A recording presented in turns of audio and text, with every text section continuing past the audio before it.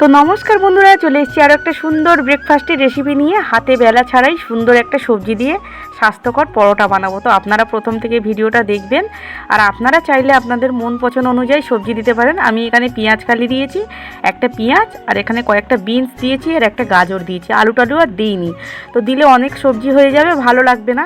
তো আপনারা চাইলে বেশি সবজি দেবেন না, 3-4 রকমের সবজি দেবেন অল্প অল্প করে।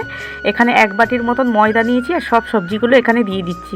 তারপরে পরিমাণ মতন নুন দিয়ে দেবো। আপনারা আপনাদের পরিমাণ মতন দিয়ে দেবেন, আপনাদের যতটাই লাগবে সেই রকম অনুযায়ী দেবেন।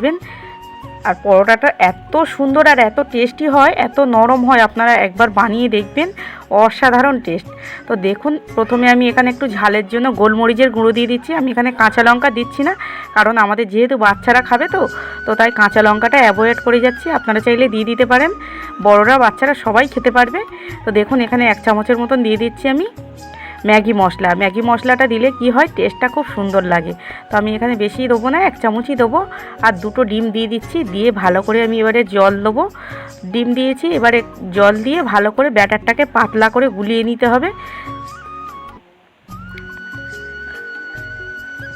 তো দেখুন, ভালো করে এবারে আমি একটা চামচ কিংবা একটা কাঁটা চামচ দিয়ে, কিংবা আপনাদের কাছে যদি এই ব্লেন্ডার থাকে, ভালো করে হ্যান্ড ব্লেন্ডার দিয়ে ভালো করে ঘেঁটে নেবেন। জিনিসটাকে ভালো করে ফাটিয়ে নিতে হবে, পাতলা করে ব্যাটারটা তৈরি করতে হবে। দেখুন কতটা পাতলা হয়েছে, এইভাবে করে নেবেন। তারপরে দেখুন, কড়াটাকে ভালো করে তাতিয়ে তার মধ্যে একটু সামান্য তেল দিয়ে দেবেন, দিয়ে খুন্তি দিয়ে তেলটাকে ভালো করে কড়াটাকে ভালো করে করে দেবেন।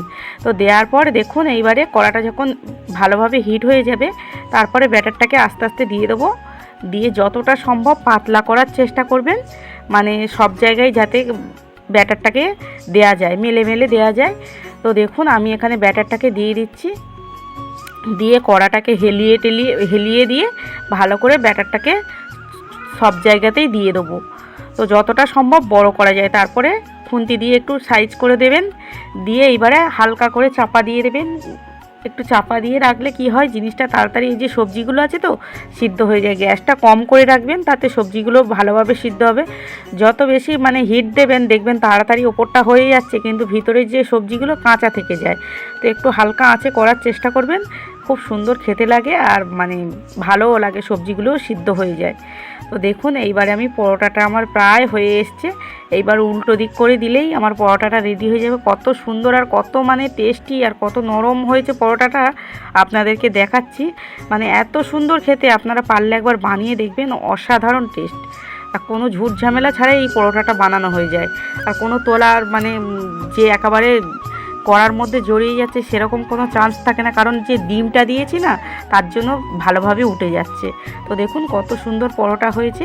তো আপনারা চাইলে তরকারির সঙ্গেও সার্ভ করতে পারেন। আমি এখানে সস দিয়ে খাচ্ছি, সস দিয়ে খেলেই বেশি ভালো লাগে, জানেন, বেশ টক টক মতন, তো টমেটো কেচাপটা খুব সুন্দর খেতে লাগে। পারলে একবার বানিয়ে দেখবেন। তো দেখা হচ্ছে নেক্সট ভিডিওতে, সবাই ভালো থাকবেন।